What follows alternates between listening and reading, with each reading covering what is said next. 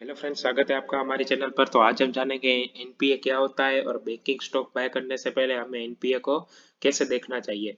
तो एनपीए का मतलब होता है नॉन परफॉर्मिंग असेट। बैंक जो लोन देती है किसी को भी, तो वो एक तरह से उसकी असेट हो जाती है, क्योंकि वो पैसा उसको आज नहीं तो कल मिलना ही है। तो बैंक जो लोन देती है वो उसकी असेट होती है एक तरह से।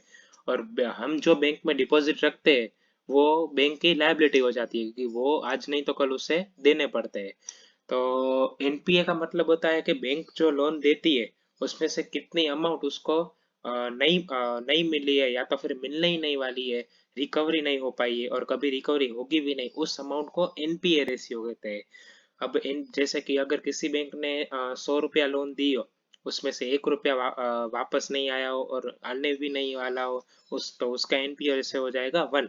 इसी तरह से हर एक बैंक का एनपीए रेशियो अलग अलग निकलता है। अब मैं आपको एक एग्जांपल देकर समझाता हूँ। समझो एबीसी बैंक है, उसने टोटल लोन दिया है 2000 करोड़ का, जिसमें से इस साल का इसका रिसीवेबल होगा 200 करोड़, लेकिन उसका रिसीव हुआ है 199 करोड़। तो उसका अब एनपीए रेशियो क्या होगा? तो सबसे पहले तो हम उसका एनपीए अमाउंट ढूंढेंगे। तो उसका एनपीए अमाउंट होगा 1 करोड़। तो उसका 1 करोड़ एनपीए अमाउंट होगा। अब एनपीए रेशियो कैसे निकलेगा? तो रेशियो तो हमेशा 100% से निकलता है। तो 100 को 100 डिवाइड बाय 1, सॉरी 100 को 1 से गुणा कर देने का, उससे डिवाइड कर देने का 200 से, तो उसका रेशियो निकलता है 0.5। तो इस तरह से हर एक बैंक का अलग अलग एनपीए रेशियो निकलता है।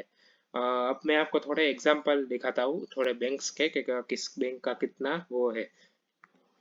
तो एच डी एफ सी का आप देख सकते हैं, एच डी एफ सी का एनपीए रेशियो 0.34 है। तो ये बहुत अच्छा, हम इसको कह सकते हैं। आप साइड में कोटक बैंक का भी देख सकते हैं, उसका एनपीए रेशियो 0.34 के आसपास ही है। दोनों का एक जितना ही है almost. H D F C का 0.33 है, इसका 0.34 है। तो दोनों का देखा जाए तो सही है। नॉर्मली अगर किसी भी बैंक का एनपीए 1 से नीचे आता हो, तो वो नॉर्मली हम इसको सही बैंक ऐसा हम कह सकते हैं। लेकिन अगर किसी बैंक का एनपीए लगातार बढ़ रहा हो, या तो फिर बहुत ज्यादा हो, 2 3 4 5 6, तो वो थोड़ा रिस्की हो जाता है, क्योंकि उस बैंक को रिसीवेबल इतना नहीं मिलता। वो इसका प्योर लॉस हो जाता है। जैसे कि समझिए किसी बैंक ने 1000 करोड़ की लोन दी और उसका 1 करोड़ रिकवर नहीं हो पा रहा है, तो वो प्योर उसका लॉस हो जाएगा, उसके पास और कोई ऑप्शन है भी नहीं।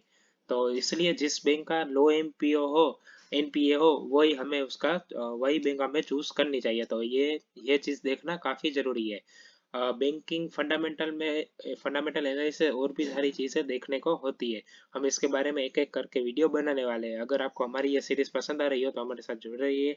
अगर आपको ये वीडियो पसंद आया हो तो वीडियो को लाइक करें, शेयर करें और चैनल को सब्सक्राइब करें। Thank you very much.